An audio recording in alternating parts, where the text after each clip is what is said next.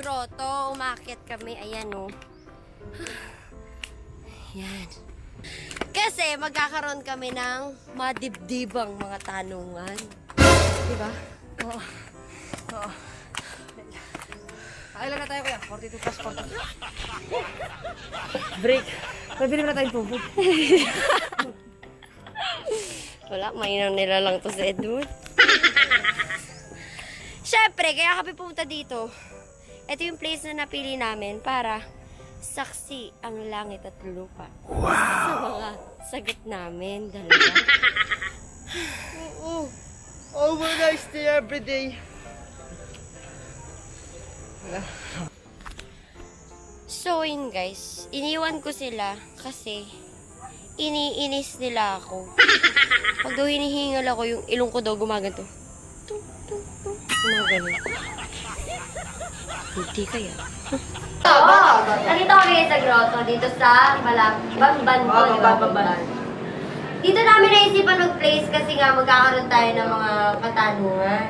Siyempre gusto namin saksi ang langit at lupa sa aming mga sagot. Pawang katotohanan lamang. Yeah. Years.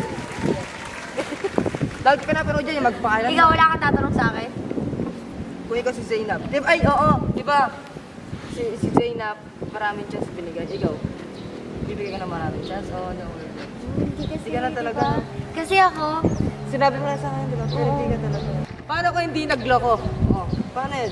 Di siya nagloko, di siya nagbabae, wala siyang ginawa. depende kasi pag toxic na. Paano gano'n ka to?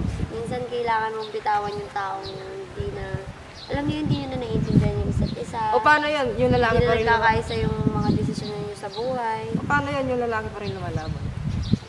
Pero gano'n, di ba? Yung lalaki pa rin lumalaban, tapos nag-chat siya. Sorry siya, ganun sa akin. Oo. Ano gagawin ko? Ano gagawin mo nun? Siyempre, maano mo yun, di ba? Ay, lang kasi! Hayop ka! Tapos, ayun. Paklang to. Siyempre, nagsasorry siya. Oh. Siyempre, di mo ba tatanggapin yung sorry niya? Siyempre, maalala yung mga pinagsamaan.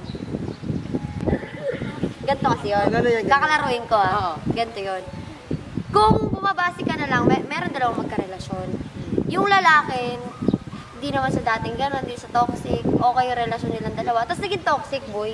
Sa relasyon kasi, hindi mawawala yung toxic. Oo nga, hindi mawawala. Pero yung toxic na yun, parang hindi na kayo nagkakaisa. Parang ayaw nyo nang ayusin pa. Gets mo ba? Oo nga, gets mo nga. Pero kunyari nga yung lalaki. Nag-sorry siya. Gusto mo Nag-sorry siya. ipag-ayos. Mm.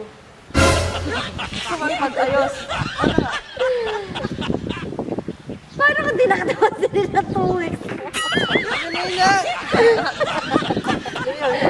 Ah, sige, sige. Wala ko ganun. Yun, kaya huwag kayo magbababae, okay? Okay. Okay.